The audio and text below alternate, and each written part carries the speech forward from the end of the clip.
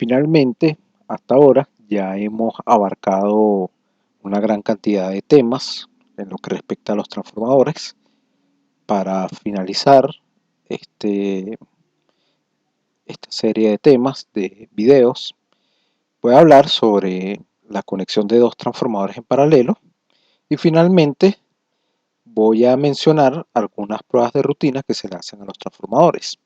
Solamente las voy a mencionar ya que sería interesante o ameritaría una serie de videos hablar sobre esas pruebas, ya que sería interesante hablar sobre cómo se hacen las conexiones de los instrumentos, a qué condiciones, cuáles son las condiciones para realizar esas pruebas, detallar paso por paso cómo se realizan esas pruebas, lo cual a futuro podría tratar un tema específico sobre esas pruebas de rutina. Entonces, dicho esto, comenzaremos hablando sobre los transformadores en paralelo. Aquí tenemos la conexión de dos transformadores en paralelo y estas serían las ecuaciones. Invito a que la persona interesada pause el video y vea la matemática para encontrar estas ecuaciones, ya que es algo sencillo, pero bajo esta configuración quizás podría ser un poco difícil ver directamente dónde salen estas ecuaciones. Donde las ecuaciones más importantes son estas dos.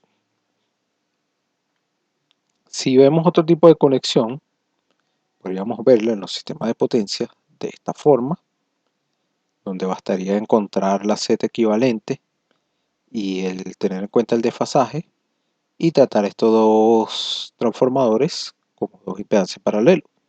Sin embargo, como estamos detallando un poco o no estamos trabajando un sistema de potencia, podemos ver la configuración de esta manera. Entonces, bajo esta configuración tendremos estas ecuaciones.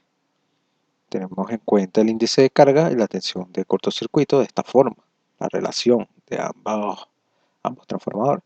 Igual, las tensiones del primario y secundario, tanto para el primero como el segundo transformador.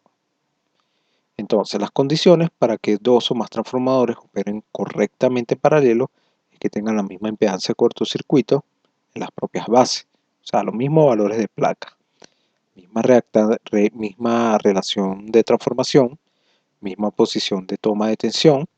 Si se tienen cambiadores de toma de carga, debe haber control de paralelismo. Si no se respeta alguna de estas condiciones, no se aprovecha el 100% de la suma de las capacidades de los transformadores en paralelo. El transformador que primero llegue a su potencia nominal define la máxima carga que puede suplir los transformadores en paralelo.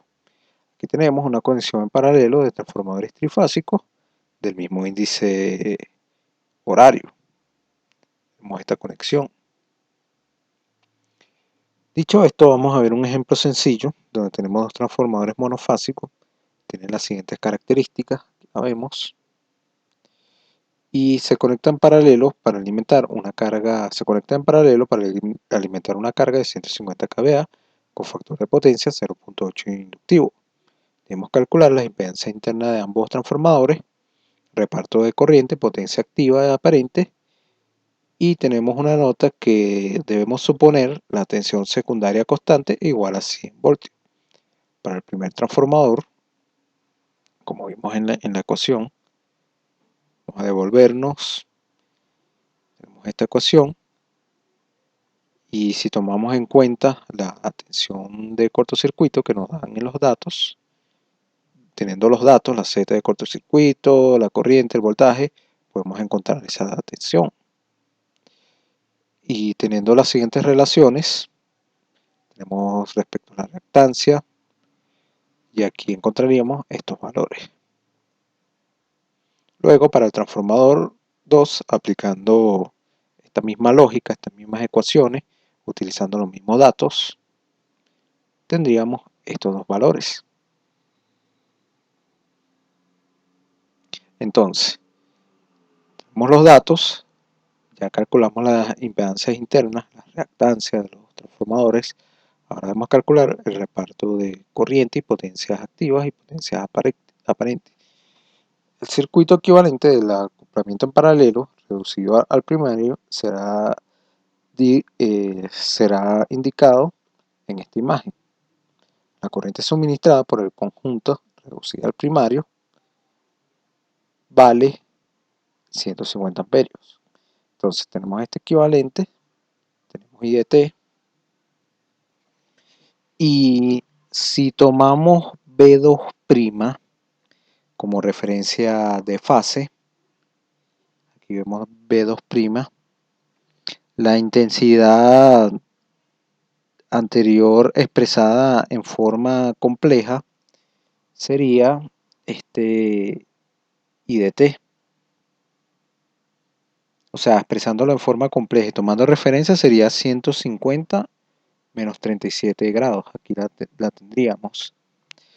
Y la igualdad en caída de tensión de ambos transformadores se expresa como esta ecuación que tenemos aquí. Además, el primer lema de Kirchhoff en el nodo A, podemos encontrar que I1 más I2 es igual a esta corriente que tenemos aquí, en el nodo A que tenemos aquí. Ahora, se obtienen a partir de aquí estas dos soluciones, I1 e I2. En consecuencia, las potencias aparentes de cada transformador eran las siguientes, S1 y S2. Y las potencias activas, son estas. Y finalmente los índices de carga, usando estas ecuaciones, teniendo ya las potencias de 1 y 2, serían estos valores. Entonces, en este resultado está de acuerdo a lo previsto, ya que las caídas relativas de tensión epsilon sub C coinciden en ambos transformadores. Algo que tenemos que tener un poco cuidado son cuando encontramos estos valores. Repasemos un poco que esta es la intensidad asignada del primario. Es de 100 amperios. Y que esto sale de estas ecuaciones que tenemos aquí. Aquí copié las ecuaciones que utilizamos en el ejercicio, por si no quedó muy claro. Y si tenemos en cuenta esta expresión donde tomamos en cuenta R sub C y sustituimos, se encontraron estos dos valores, donde se reduce RCC igual a, se deduce que RCC es igual, o se dedujo, mejor dicho, a 0.3 ohmios, XCC a 0.4 ohmios, que expresan los valores de la impedancia de cortocircuito interna del transformador 1 reducida al primario.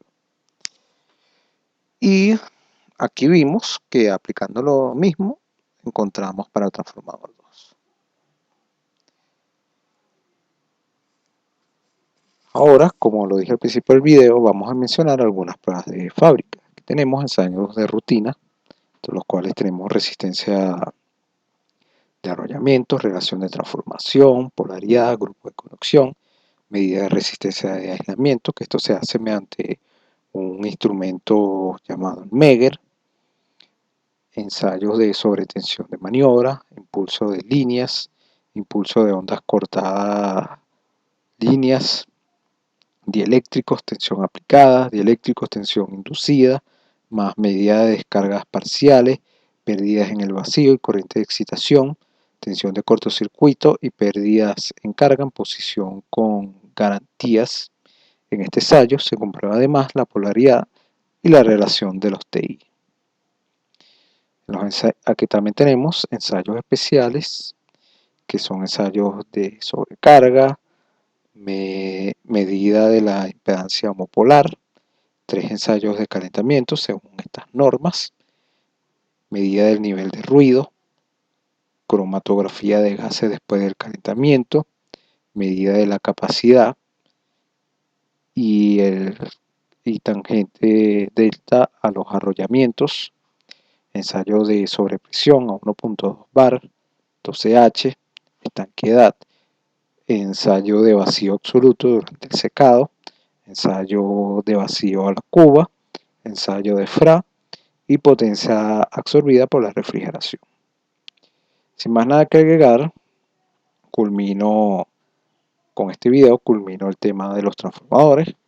Ya hemos visto diferentes aspectos como los circuitos equivalentes, en los transformadores, las pérdidas, el modelo real del transformador, los aspectos constructivos, la clasificación de los transformadores, también las conexiones, también lo que es un autotransformador, y hemos abarcado suficientes temas en este tema de los transformadores.